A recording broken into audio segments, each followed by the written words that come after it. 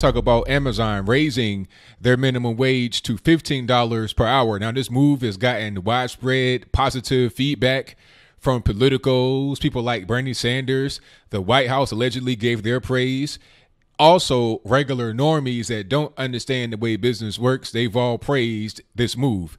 Now, for politicos, I understand because it's a political move. It looks great. You're raising your wages. You're trying to close the income inequality gap, all that good stuff. That's the way it looks on paper to the regular normie who I spoke of that does not understand the way business works. They think, oh, well, if you work at Amazon, you can get $15 an hour now. You can get a lot of good stuff with that. You have a livable wage, all this, that, and a third.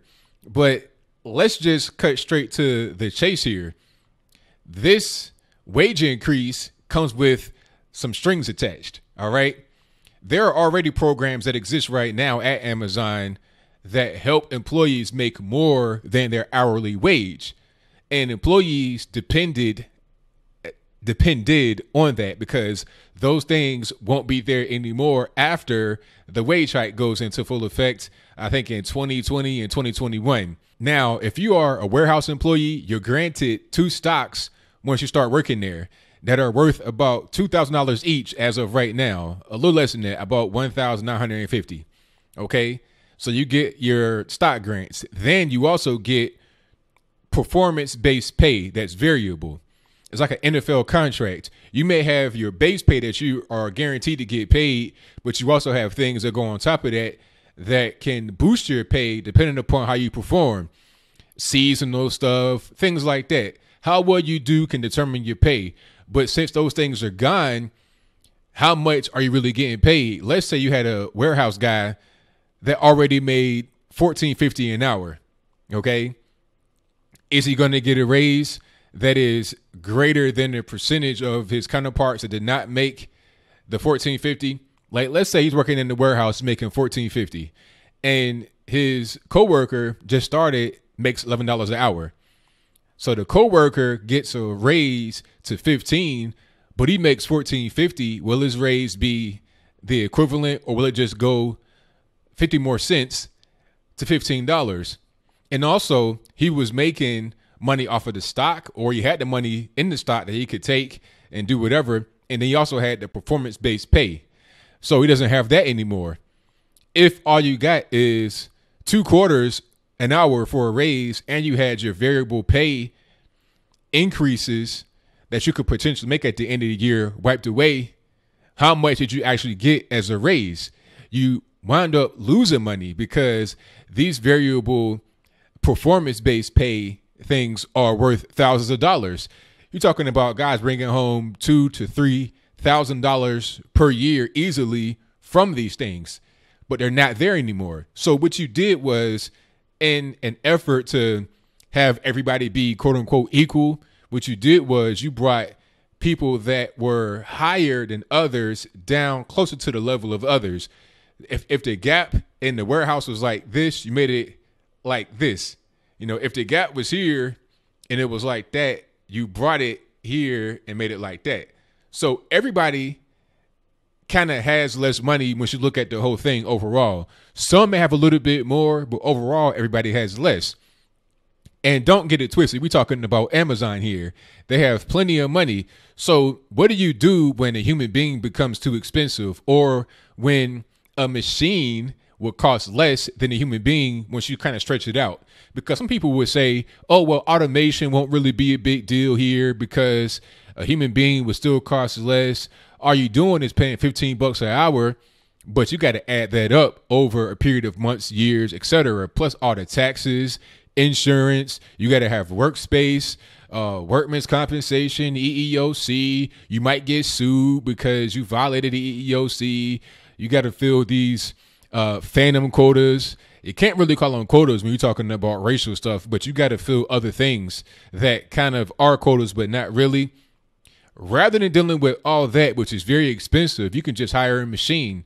If the machine costs $200,000, it may still be less than a human being at $15 an hour once you stretch it out to about 3 to 4 years down the line.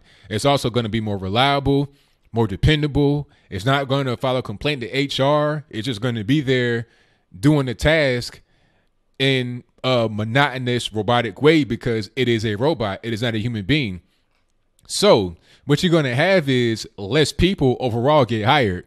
So let's say you're in the running for a new Amazon headquarters, and they may have a warehouse, a distribution center, or something like that. Before the facility was being built, they promised you like 20,000 jobs. But now they're going to pay their employee $15 an hour. What they may do is reduce that to about 15,000 jobs of actual human beings, and then have automation come in to show up the back end. And then they may have subcontractors and stuff like that. So they're not technically employees. They can pay them whatever they want. Guys that come stock the store and stuff like that, they got the same thing at Amazon, sure. I mean, they already have people that do the Amazon Flex, if I'm not mistaken.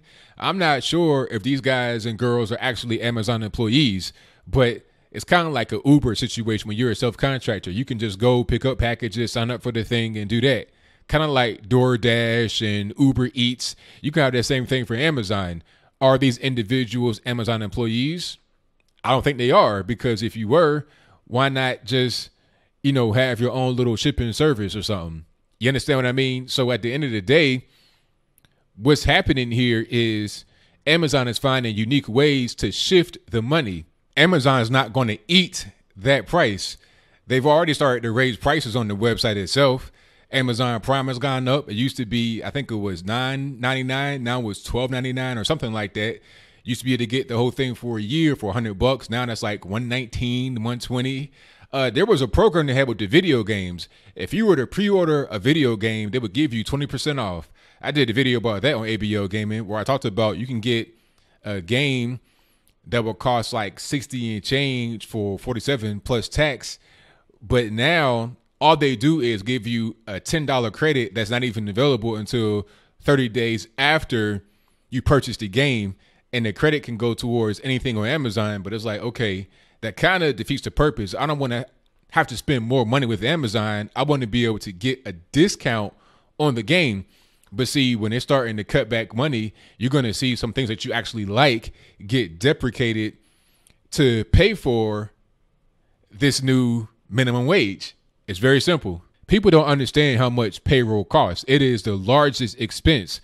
I think I was doing a little math problem a few months ago when I was talking about Walmart. If they raised their minimum wage by just $1, raising it by $1 for all their employees will cost them like $1 billion in a year. $1 billion would it be? And they only make net profit about 16 billion out of like 436 billion or something, some big number like that. Their profit margin is like 3.5%. So you're dealing with a very small, razor thin profit margin that any little imbalance in their sheets is going to just mess up. If you bring in a thing that costs a fraction of a penny, that might mess up the money in a catastrophic way. You're dealing with a tightrope here. That's how these stores operate. That's how these big companies operate, where they're able to give you cheap goods for an even cheaper price.